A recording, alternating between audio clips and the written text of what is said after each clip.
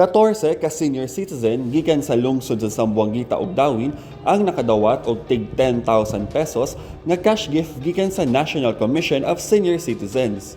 Nahitabo kini usa ka adlaw human manghatag ni Presidente Ferdinand R. Marcos Jr. og parehong benepisyo sa laing pa mga lolo ug lola sa Malacañang. Base sa Expanded Centenarian Act of 2024, makadawat og samang benepisyo ang mga lolo ug lola pag-abot sa edad na 80, 85, 90 ug 95. Sa buong Negros Oriental po, for the first payout, meron tayong 93 na bibigyan.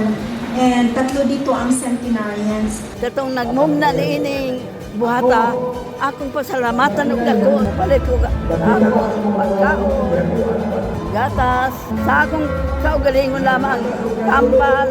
Magpadayon ng NCSC sa paghatag og cash gift alang sa mga nakalista para sa first payout karong bulana. Kinahanglang magpalista sa Office of Senior Citizens Affairs aron mahimong benepisyaryo sa mosunod nga payout. Gikan sa Zamboanguita and Negros Oriental, kini si Roy Lamotan sa PIA alang sa MBCV.